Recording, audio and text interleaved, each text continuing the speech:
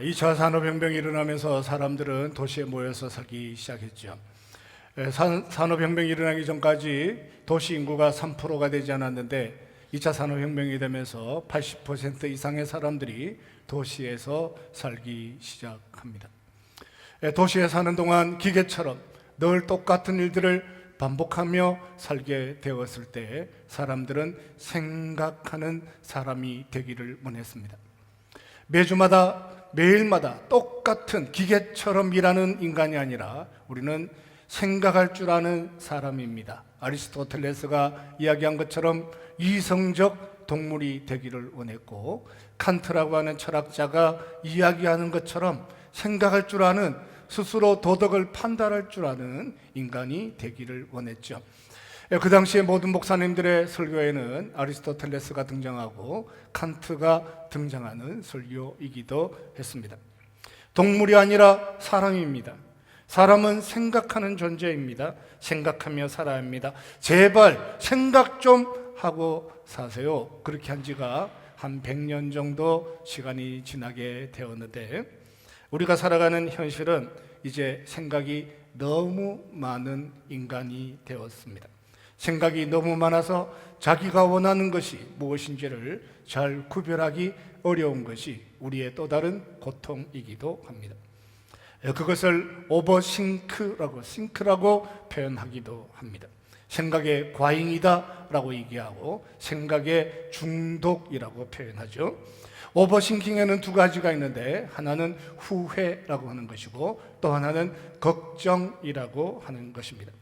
자기가 살아온 삶을 후회하고 살아갑니다. 그때 학교에 갔어야 했는데, 그때 학교에 가지 말았어야 했는데, 그 직장에 계속 다녀야 했는데, 직장을 옮겼어야 했는데, 끊임없이 지난 날들을 후회하고 살아갑니다. 나는 승진할 수 있을까? 나는 집을 살 수 있을까? 나는 건강할까? 남들이 사는 것처럼 나도 90을 살 수 있을까? 늘 걱정하고 살아가는, 생각이 너무 많아진 것이 21세기를 살아가는 우리의 또 다른 고통이 되었습니다.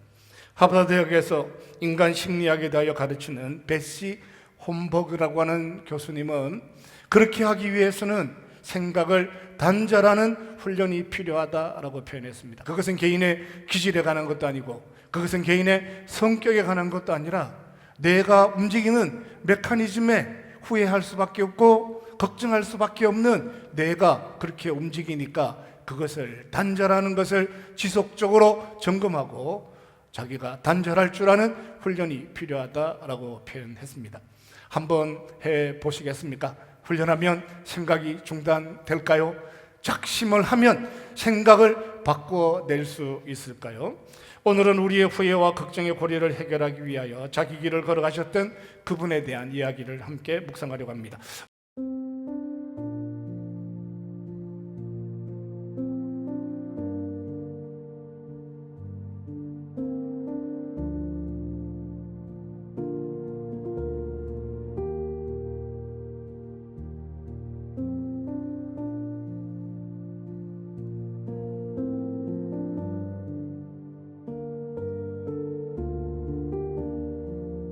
주 여호와께서 나의 길을 여셨으므로 내가 거역하지도 아니하며 뒤로 물러가지도 아니하며. 여호와께서 그분의 길을 여셨습니다. 그분의 길을 여신 이후로 그분은 그분의 이야기만 듣기를 원하셨습니다.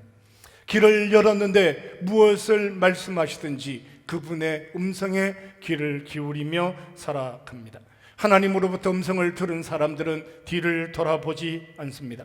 하나님으로부터 음성을 들은 사람들은 미래를 걱정하지 않습니다. 출애굽기 21장 5절에 보면 귀를 뚫는 사람들이 등장합니다. 만일 종이 분명하게 말하기를 내가 상전과 내 처자를 사랑하여 나가지 아니한다 하거든 그의 길을 문설주에 뚫어라, 이렇게 말씀하십니다. 문설주에 귀를 뚫은 종은 자유인이 되지 아니하고 오직 그 집 안에서 주인의 음성만 듣기로 결정을 하죠. 길을 뚫는다라고 하는 것은 길을 열어서 주인의 음성을 듣고 그 주인을 사랑하고 가족을 사랑하는 일에 평생을 헌신하겠다라고 하는 사람은 귀를 뚫는 사람이고 주인의 음성에만 귀를 여는 사람이기도 했습니다. 예수님은 인류의 구원을 위하여 육신의 몸을 입고 우리 가운데 찾아오셨습니다. 그분이 이 땅에 오셔서 처음 들었던 노래 소리는 가난한 목동의 노래 소리였습니다. 말구 위에 누워서 그 찬양을 들으면서 그분은 후회 없는 일을 시작하셨습니다. 가난한 목수의 아들로 자기 때를 기다리며 살아가는 오랜 시간들 속에서도 그분은 언제나 자기가 있어야 할 자리를 지켜내셨습니다. 12살이 되어 처음 성전에 올라가셨죠. 어머니가 물었습니다. 어디에 계십니까? 라고 물었을 때 예수님은 내가 내 아버지 집에 있어야 할 줄을 모르셨습니까? 라고 대답을 했습니다. 13살이 되어서 요하 세례를 받고 입교하여 부모와 함께 첫 번째 성찬식에 참여하게 되었습니다. 그날 이후로 평생을 살아가는 동안 내가 내 아버지의 집에 있어야 할 줄을 모르셨나이까 고백했던 어떤 그분처럼 평생을 살아가는 동안 성찬식 있을 때마다 외면하지 않고 그 자리를 지켜서 첫 번째 세례를 받고 성찬식에 참여했던 그때로부터 지금까지 뒤를 돌아보지 않고 성찬에 참여하고 살아가는 것은 문지방의 길을 뚫고 하나님의 음성에만, 주인의 음성에만 귀를 기울이며 살아가기로 작정하는 그 사람들처럼 귀를 열어 하나님의 음성을 들으며 평생을 살아가는 삶이라고 표현할 수 있습니다. 12살에 처음 성전을 방문하시면서 언제 이 많은 일들을 할까? 언제 이 많은 일들을 다 감당할 수 있을까? 한 번도 걱정해 본 적이 없습니다. 30살이 되어 그분이 광야에 있었습니다. 메마른 광야에서 40일 동안 금식하시고 사단의 시험을 받았습니다. 사단으로부터 시험을 받으면서 이제 세상에 나가야 할 시간이 되었음을 아시고 12제자를 부르셨죠. 사마리아를 지나가고 시돈과 두루를 지나 갈릴리를 지나갈 때마다 한 번도 뒤를 돌아본 적이 없습니다. 거기 있어야만 했는데 후회해 본 적이 없습니다. 보리떡 5개와 물고기 2마리로 5,000명을 먹이시고 난 다음에도 5,000명, 기왕에 5,000명을 먹이니 10,000명을 먹였을 걸이라고 후회해 본 적이 없습니다. 12광주리를 남는다면 차라리 100광주리라도 남겨서 그 주간 내내 먹을 것을 공급하면 좋았을 걸. 자기가 살아가는 삶에 대하여 후회하거나 걱정해 본 적이 없습니다. 세 번째 6월절에 제자들과 함께 예루살렘에 올라가시면서 이제 십자가가 눈앞에 있다는 것을 아셨습니다. 그리고 감람산으로 올라가셨죠. 거기는 자기를 위하여 준비된 가룟 유다라고 하는 제자도 있었습니다. 유다와 입맞추며 뒤를 돌아보지 않으셨습니다. 베드로가 칼을 거두면서 후회하거나 뒤를 돌아보지 않았던 것은 이미 문설주의 귀를 뚫으시고 하나님의 음성에만 귀를 기울이며 살아셨기 때문입니다. 그분은 우리 가운데 찾아오셔서 종으로 살아가는 동안 단 한 번도 뒤를 돌아보거나 물러서지 아니하고 오직 십자가의 길을 걸어가셨습니다. 천국 문지방의 길을 뚫으시고 하나님의 음성만 듣기로 작정하신 이후로 그는 뒤를 돌아보지 아니하고 물러서지 아니하고 거역하지 않았던 유일한 이유가 있다면 십자가를 지심으로 인생이 살아가는 모든 걱정과 후회를 치유하기를 원하셨습니다. 사랑하는 성도 여러분, 우리가 살아가는 삶의 후회와 걱정의 삶의 무게가 밀려온다 할지라도 뒤를 돌아보지 아니하시고 하나님 음성에 귀를 기울이며 그의 길을 걸어가셨던 주님처럼 예수 그리스도의 능력 안에 은혜를 경험하고 살아가는 믿음의 여정 될 수 있기를 주님의 이름으로 축원합니다. 후회해서 더 많은 삶을 만들어지지 않습니다. 걱정한다고 해서 그 날들이 기다려지지도 않습니다. 그분이 만들어 가실 구원에 대하여 집중하고 살아가는 거죠. 자기를 돌아보아 성찬에 참여할까 하지 말까 걱정하는 것이 아니라 그분이 정하신 것처럼 그때로부터 자기의 형편이 어떠하든지 오직 그의 음성에 귀를 기울이고 살아가는 것이 사명자로 세상을 살아가는 것이었습니다.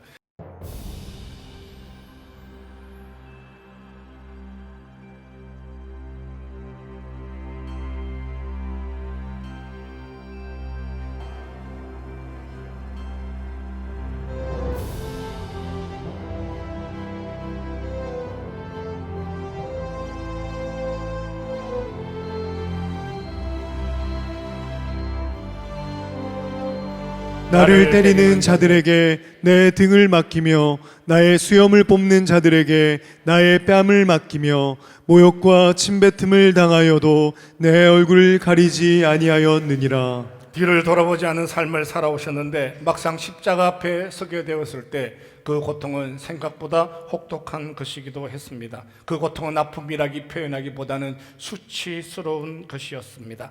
아픔을 감당하는 것도 힘들지만 수치의 현장을 지켜가는 것이 또 다른 고통이기도 했습니다. 유대인들은 40에 하나 감한배라고 하는 율법을 만들었습니다. 신명기 25장 3절에 보면 40가지 때리거니와 그것을 넘지는 못할지니라고 말씀하신 것을 듣고 40에 하나를 감하면 굉장한 국률이나 있는 것처럼 생각하고 살았습니다. 평생을 살아가는 동안 사람 때리지 말아라, 사람 아프게 하지 말아라, 어떻게든지 때리지 말아라 말씀하셨음에도 불구하고 율법을 이해하지 못한 사람들은 자기 의에 집착하여 내가 40 중에 하나라도 빼면 굉장한 의를 이루는 것처럼 40 중에 한 대라도 빼면 굉장히 착한 인생을 살아가는 것처럼 39대는 아무렇게나 때리너도 되는 것처럼 살았던 삶은 때리는 것 때문에 또 다른 고통과 아픔을 반복하며 살았습니다. 하나를 빼는 것이 아니라 열이라도 뺄 수 있다면 빼고 살아라. 하나만 빼는 것이 아니라 20이라도 뺄 수 있다면 빼고 살아라. 39이라도 빼고 너 인간 사랑하고 사람 존중하고 살아라 말씀하셨는데 40에서 하나 정도 빼면 굉장한 의를 이루는 것처럼 그렇게 사는 것을 날마다 39대 때리고 사는 것을 자랑스럽게 여기는 사람들도 있었습니다. 그런데 막상 십자가 앞에 있는 로마의 법정은 또 다른 것이 기다리고 있었는데 알고 보니까 거기는 40에 정한 것이 아니라 때리는 것이 정해져 있지 않는 법정이기도 했습니다. 그들의 채찍에는 날카로운 납조각이 달려 있었는데 로마의 법에는 몇 대를 때려야 한다라고 하는 조항이 존재하지 않았습니다. 채찍을 든 사람이 생각되는 대로 분노하면 분노하는 대로 그가 때리고 싶은 대로 십자가를 경험하기 전에 이미 죽음을 경험하게 만드는 것이 그들의 채찍이기도 했습니다. 우리나라에서는 곤장을 때리면 대체적으로 30대 정도를 때렸죠. 웹툰에 보면 왕가 사는 남자라고 하는 웹툰에 보면 인조는 광해에게 30대를 명령합니다. 심청전에 보면 뺑덕어미는 무엇을 잘못했는지 30대의 곤장을 맞죠.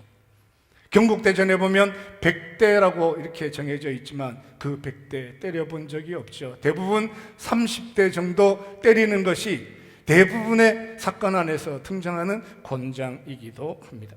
그러나 그날 주님은 등을 내밀어 그분이 감당하셨던 채찍은 제한이 없는 채찍이기도 했습니다. 누가 때리는지 모르는 백부장인지 군졸인지 그들 중에 누군가가 분노하는 사람들이 채찍을 들 때마다 그 등을 내어주시고 채찍을 맞으셨습니다. 누군가가 지나가다가 갈대머리로 치고 침을 뱉었지만 그분은 얼굴을 돌리지 않았습니다. 그분이 얼굴을 돌리지 않은 것은 그 일을 부끄럽게 생각하지 않았기 때문입니다. 생각 좀 하세요. 생각 좀 하시고 등도 좀 돌려대시고 제발 생각 좀 하세요. 생각하시고 침을 뱉을 때 얼굴을 가리거나 손을 올려서라도 그 침 뱉는 사람 뚫어지게 쳐다봤어라도 더 이상 침 뱉지 못하게 하세요 하고 싶은 것이 우리의 생각이기도 하지만 그분은 등을 돌리지 아니하시고 얼굴을 가리지 아니하시고 밤이 맞도록 그 아픔과 수치 안에 자기 자신을 맡기셨습니다. 유일한 이유가 있다면 자기 백성들이 살아가는 삶을 살아가는 동안 어떤 수치도 당하지 않는 은혜의 삶을 위하여 그분은 고스란히 수치를 감당하셨습니다. 사랑하는 형제자매 여러분, 예수님 우리를 위하여 모든 수치를 감당하셨던 것을 기억하시고 은혜 없는 수치 없는 은혜에 대하여 늘 감사하고 믿음의 자리를 지켜가는 신실한 예수 그리스도의 제자들이 될 수 있기를 주님의 이름으로 축원합니다. 옆에 분들과 축복합시다. 사랑합니다. 축복합니다. 당신은 복받은 사람입니다. 지금 살아가는 시간이 조금 수치스러운 것처럼 보이는 것이 있다 할지라도 낙심하지 말아야 하는 것은 언젠가는 그 수치가 끝나는 날이 있기 때문이라고 말씀하셨습니다.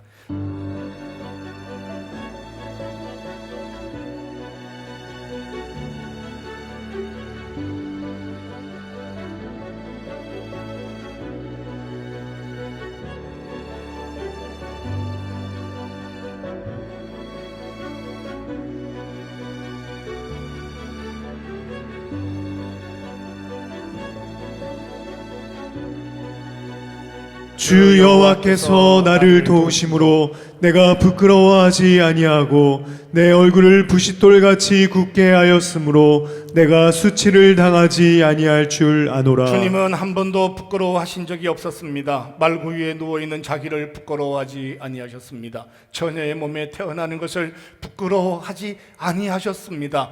하나님은 자기 아들을 이 땅에 보내시면서 처녀의 몸을 통하여 태어날 것이라 약속하시고 그 약속을 지켜내셨습니다. 인자가 머리 둘 곳이 없다라고 표현하시는 것처럼 이 땅을 살아가는 동안 오늘은 여기 내일은 저기 순례자처럼 인생을 사셨지만 살아온 시간들을 후회하거나 걱정하지 않으셨습니다. 로마의 백부장은 늘 손에 조그만 지팡이를 하나 들고 다녔는데 그 지팡이를 비티스라고 불렀습니다. 포도나무 줄기를 들고 누군가를 때리는 일에, 지휘하는 일에 무지 때려도 부러지면 또 하나 더, 또 하나 더 외치는 권력을 가졌습니다. 그래봐야 동네에서 겨우 100명 정도, 줄반장 정도 하는 권력을 가졌는데 무슨 권력이 그렇게 대단하다고 그날 저녁 그 수치스러운 배를 휘둘렀을까요?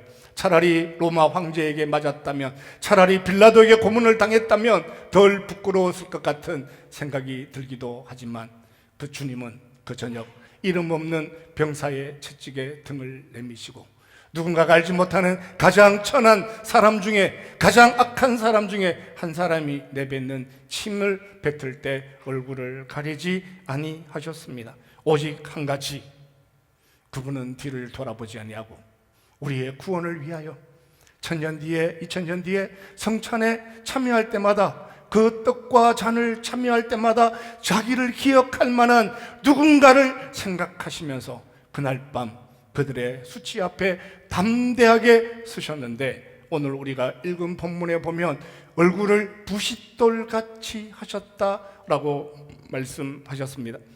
분노하는 것이 아니었습니다. 얼굴을 부싯돌같이 단단하게 하셨습니다.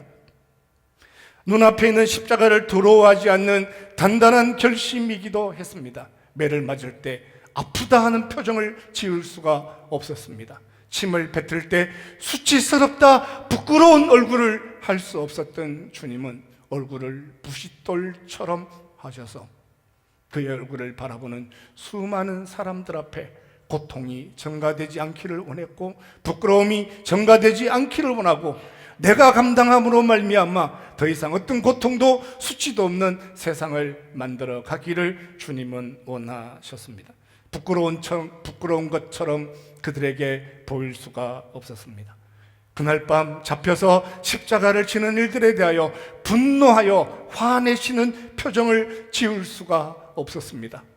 채찍을 맞다니, 백부장도 아니고 저 초라한 로마 군인에게 채찍을 맞다니 너무 수치스럽다라고 하는 그 얼굴 표정, 세상 앞에 드러낼 수 없었던 주님은 부싯돌처럼 얼굴을 정하시고 밤이 새도록 고난의 시간을 지켜내셨습니다.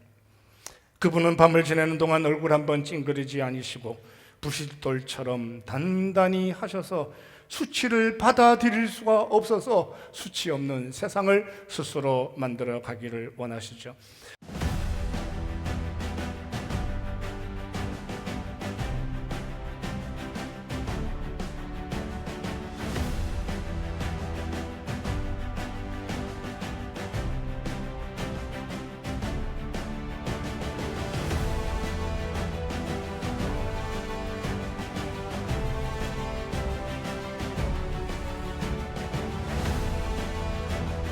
마땅히 생각할 그 이상의 생각을 품지 말고 오직 하나님께서 각 사람에게 나누어 주신 믿음의 분량대로 지혜롭게 생각하라. 마땅히 생각할 그 이상의 생각을 품지 마라.